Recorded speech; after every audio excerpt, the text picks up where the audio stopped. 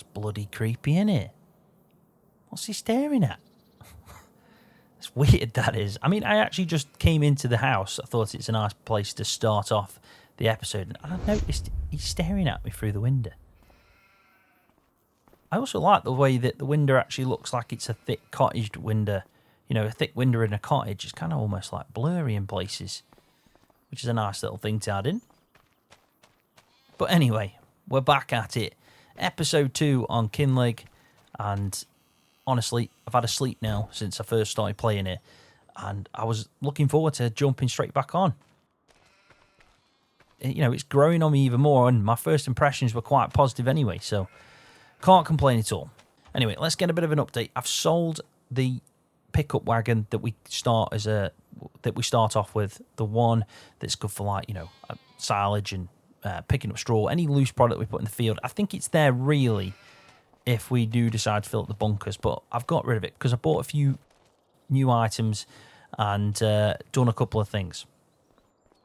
I've bought a grab ready for this episode when we're going to be using the big chrome baler from the Straw Harvest DLC, so we can pick up them as they drop out, put them onto the trailer. I've also bought a straw blower because I really need to give some straw to the cows out in the field down here in the big cow shed, because I want to use that muck.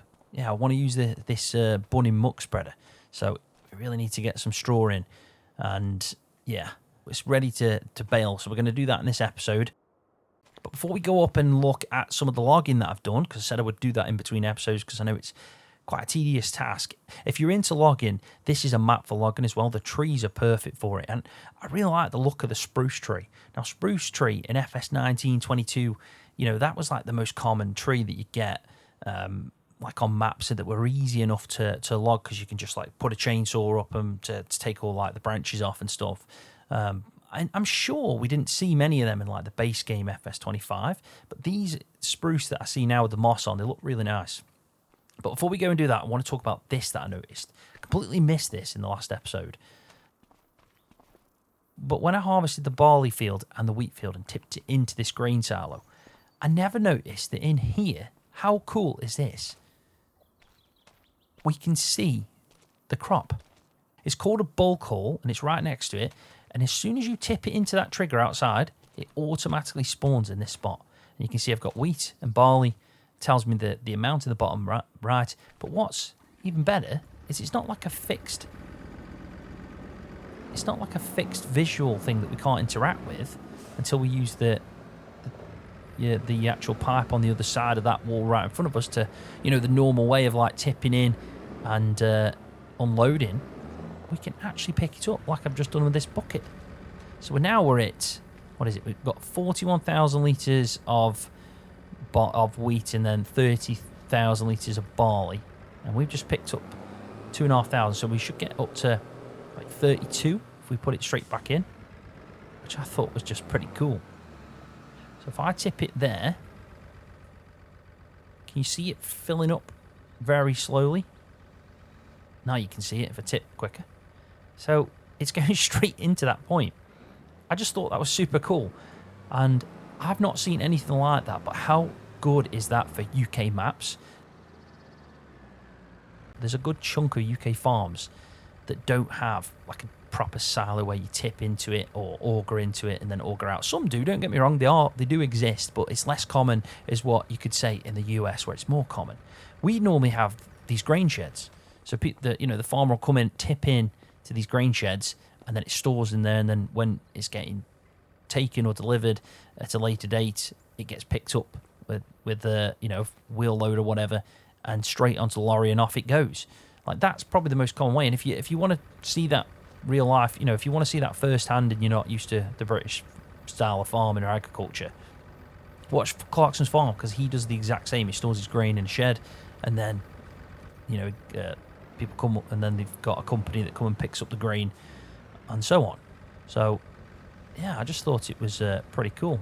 Let's see if I can actually collect from here. I can't in the bucket for some reason, which is strange. Let me just check the trigger on that. It's definitely there.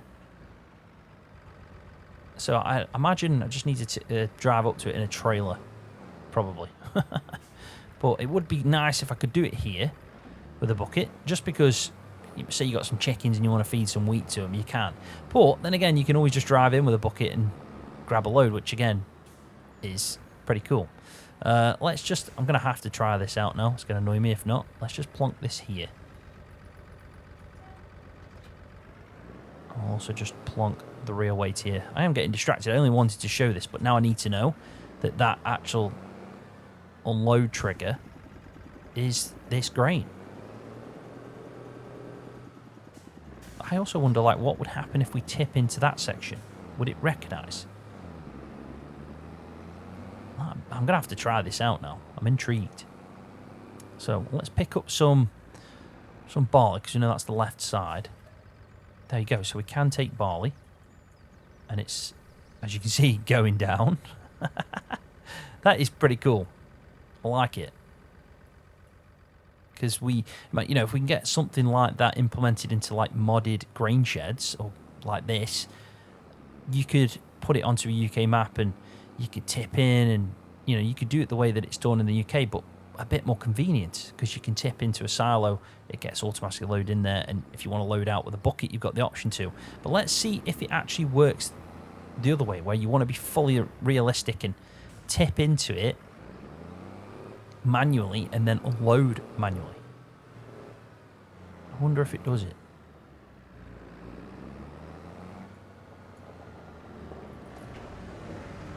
I mean, if it adds to the pile now, we're at, what we at? Barley's at 13,000.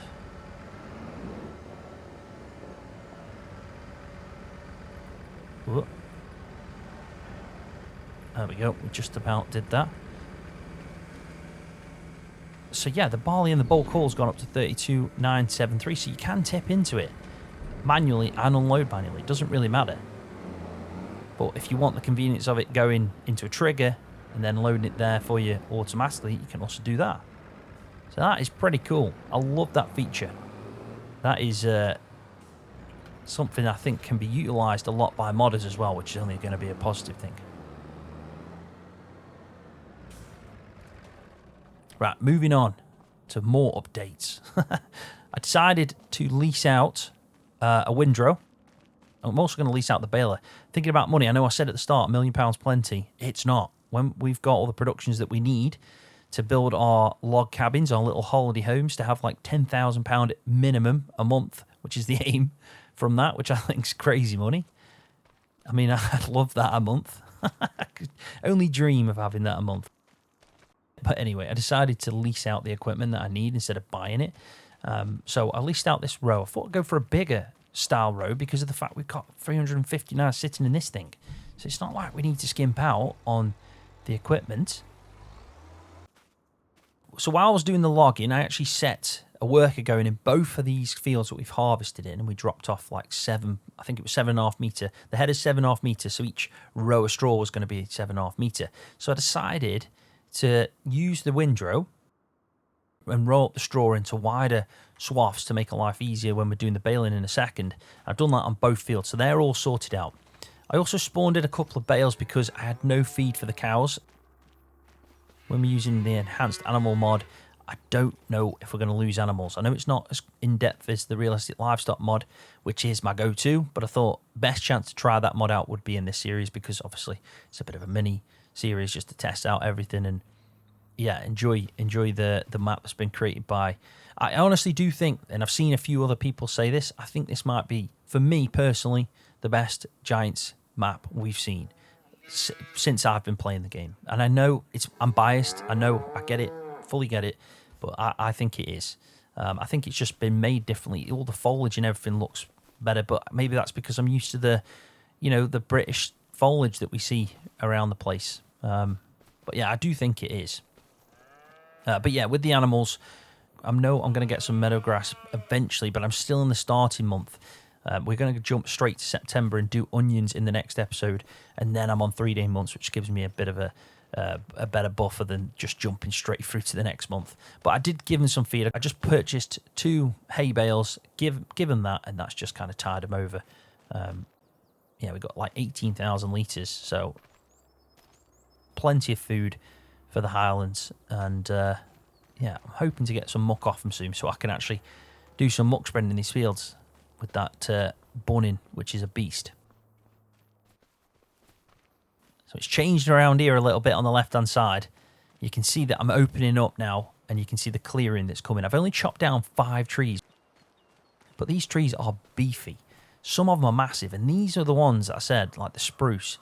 You can see that they look really good as trees, for starters. I like the moss on them, but they get quite chunky and heavy.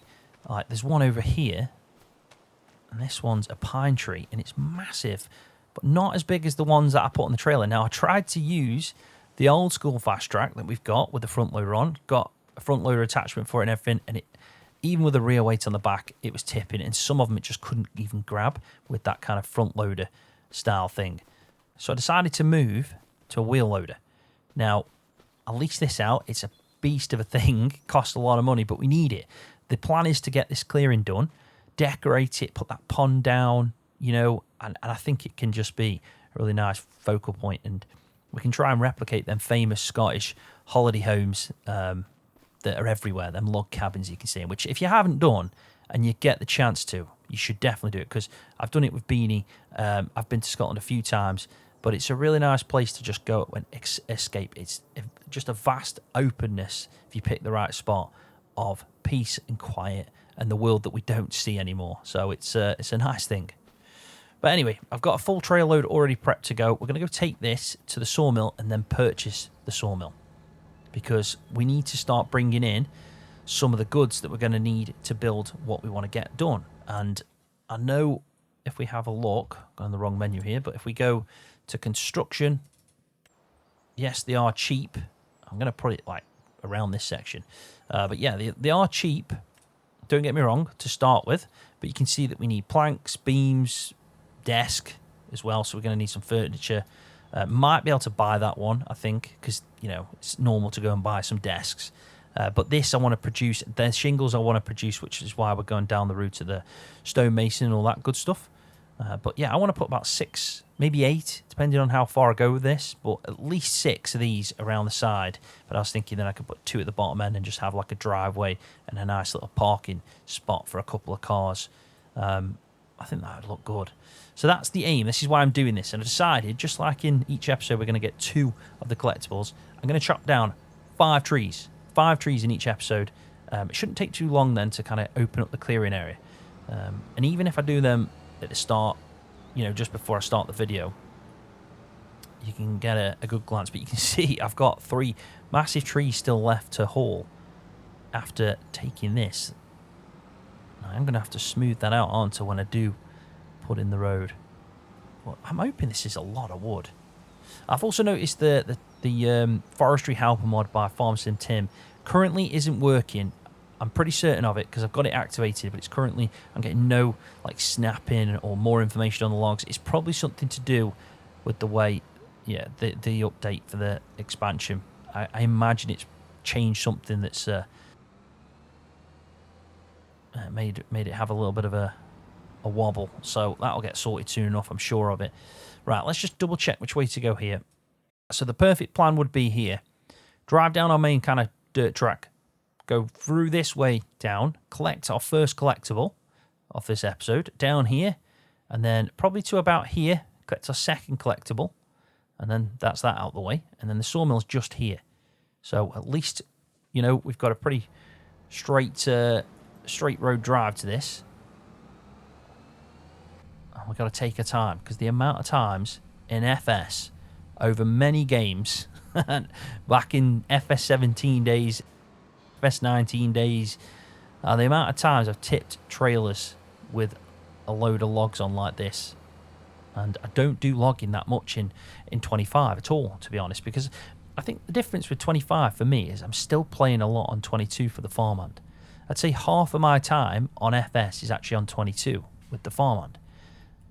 And then the other half is playing Saxonham and now playing Kinlaig. So as soon as the farmhand series comes over to 25, I won't need to be playing, you know, 22 anymore, and I can play more on 25, come up with some new series ideas. I always like, you know, a survival type start from scratch series. And I really think there's some good, interesting stuff to make them series a bit better now, like constructible buildings and, you know, making you feel like you start with nothing. And if you want to, you know, go with really small equipment and stay small, like, you know, like Dagwin does famously with his vintage survival, like that, again, is more, you know, with 25, it's something that we can definitely do. So, yeah, I don't want to restrict myself with that, I'll be honest. And, yeah, looking forward to kind of coming up with an idea like that at some point. I definitely will do. I'm just trying to think where to pull over here. Probably about... Well, let's just pull up in front here and block off that. It'll be all right. They're closed. They're closed. I got the email. Let's turn the multiplier off. I've had that on since I was setting up. It's much better. So it should just be down here. I imagine it's going to be down because of the train track bridge. There it is. That's the first one of this episode.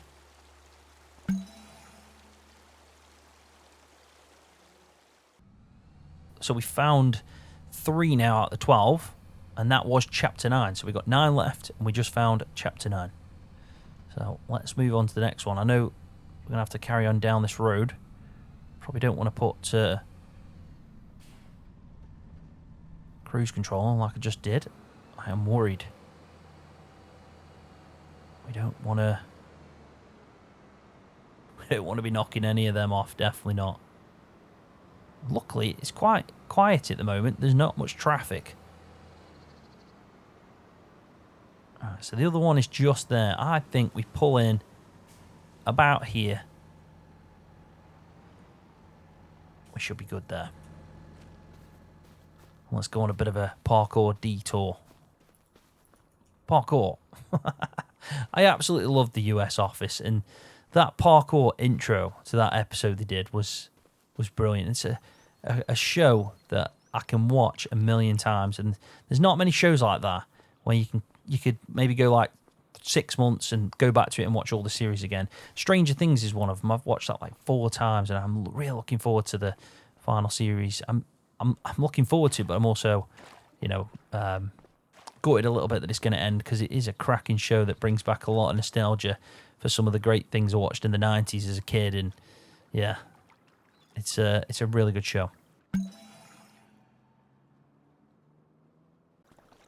Right, so that's the final one of this episode, and we've got this little mill down here.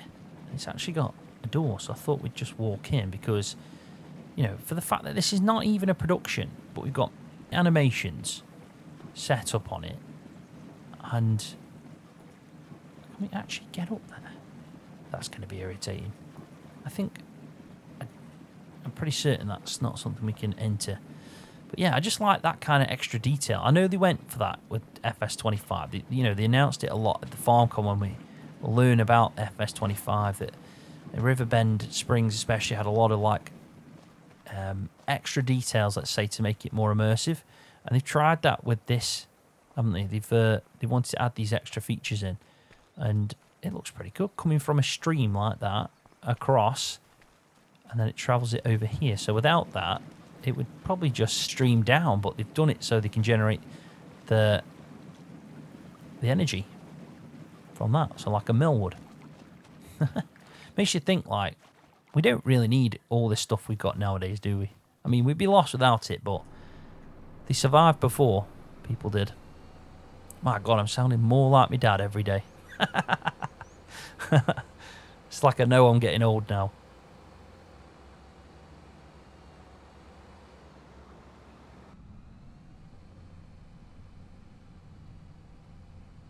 So the sawmill is just in the distance on our left-hand side, just there. So let's hope this doesn't cripple us financially. I've probably downplayed how much money I would need just to get everything going and experience it. We can't be sitting there trying to scrape loads of money in. So if it does get to the point I need another million, I'll just speak to the bank manager and see if he can send us that over like it's nothing. Right, so we want to purchase this, and I don't want to sell any wood. So I've got to do this the right way around. Let's first See where the sell wood trigger is. Okay, it's there. So there's a trigger here. I think this is where they must come out because it looks like a pallet section. So let's first buy this. There you go. That's 300,000. Not pocket change at all. And then we want the wood to directly go into the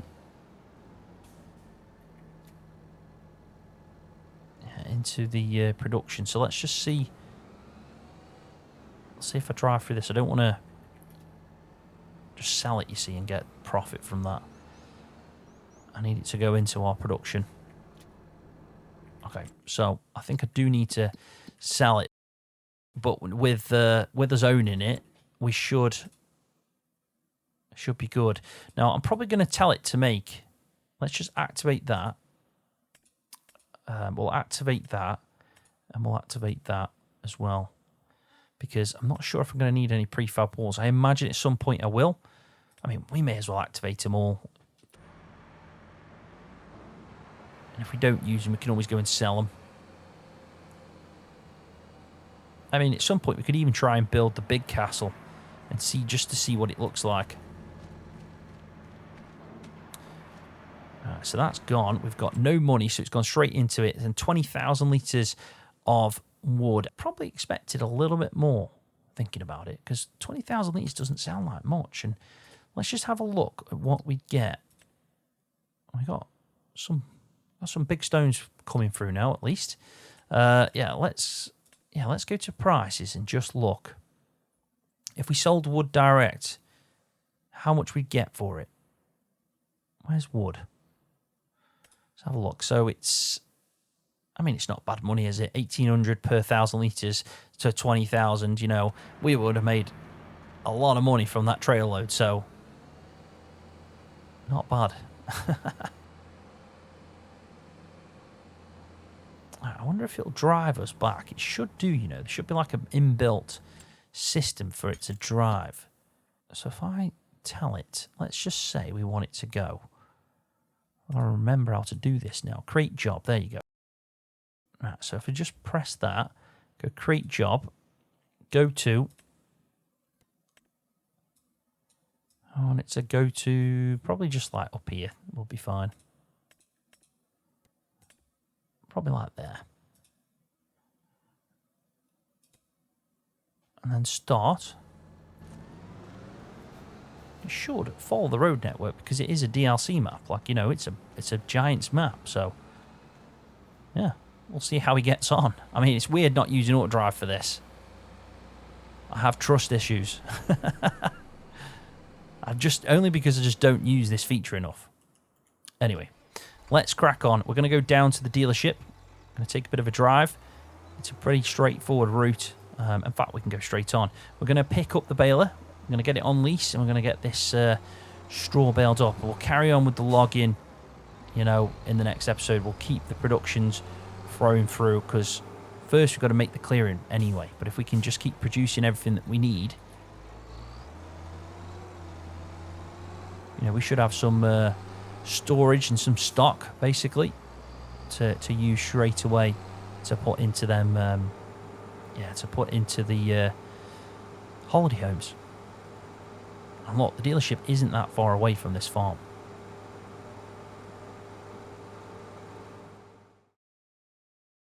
Now don't get me wrong, I could go with like one of these from Black Sheep Modding, but because I'm using one of them on Saxon, I want to try something a little bit different. But I am trying my best to move more towards manual loading, and I think these kind of balers do work. So we're going to use the one that is insane. It's just so expensive, which is this one. Now I normally avoid it because of the price, but in this series it doesn't matter. You know, let's just get what we want and go from there. So let's have a look at this. This is a bale collector on the back. Now before, I'm sure it was something we had to buy separately, but I like that it's now built in. And we've got some twine, and we're going to lease this out. It's 17,000, nearly 18,000 really, just to lease that out. It's crazy. But we'll only be using it a couple of times, won't we? So, yeah. Crazy money. But look at the size of it. It's massive anyway. machine and a half. I feel like I am getting a bit of stuttering. What am I running on FPS there? It's not bad, is it? It's just, yeah. I can deal with that. When we're playing on the highest settings on 4K, and I'm doing native 4K, I'm not doing the upscaling, I'm happy with that. That's not too bad. I just want to quickly check. Yeah, he did. That's what that was. So he got there without any issues. Well, so we can use it until we get an auto drive route, which I know is going to happen at some point. Let's go back up here. We'll drive straight out to the field and get the ball rolling with this one.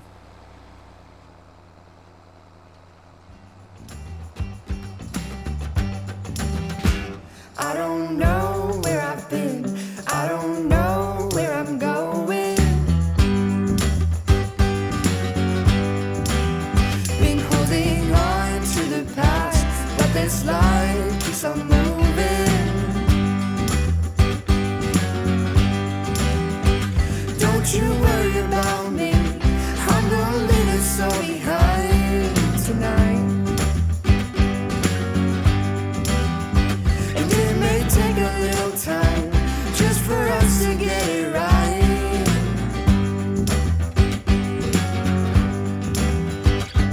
I could turn back now and leave this all behind. I don't know if I'll ever make it out alive. I could turn back now and leave this all behind. I don't know if I'll ever get out alive.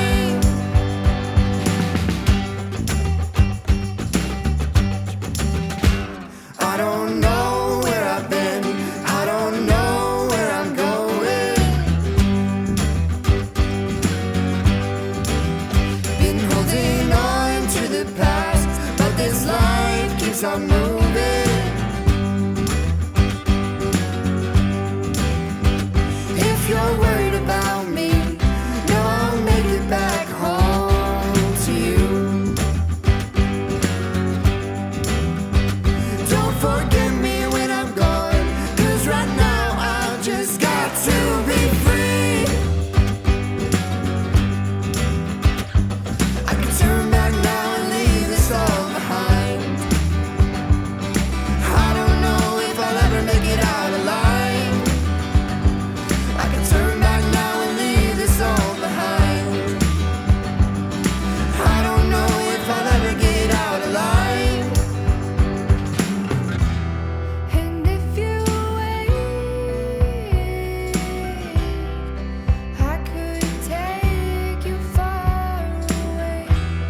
There's no escape from this place, from this place, from this place. I don't know where I've been, I don't know where I'm going. I don't know where I've been, I don't know where I'm going. Been holding on to the past, but this life keeps on moving. It keeps on moving. It keeps on moving. I can turn back now and leave this all behind. I don't know if I'll ever make it out alive. I can turn back now and leave this all behind. I don't know if I'll ever get out alive.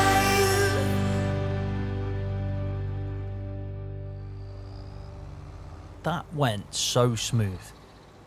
The only issue I found is I need a bigger bale trailer because I can't fit on that second row of 3, if you know what I mean. That second kind of first row. So I want 6 bales on a row. That would be ideal. So we need to get another bale trailer that's just a little bit longer.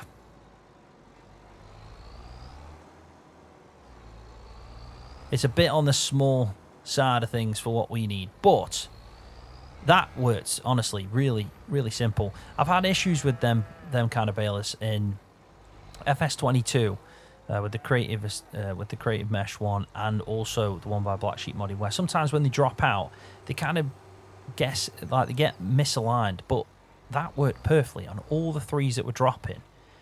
And yeah, we can now load them in. I have placed down this cow barn for bales. I was thinking the best place to put the bales is near the cow shed, where we're going to use them most, and also it's close by the field, so not a bad idea. I've got one up there that I was thinking would be perfect for it, but it's a bit far away, and then there was another one that I want to put like my vehicles in, so it just made sense to make the most, and yeah, make the most of these sheds that we've now got to. Plonk one down so we can use it for... What the hell am I stuck on? This is a very strange thing. I don't know what that was. There we go. So, yeah, I think that's the best place for the bale shed.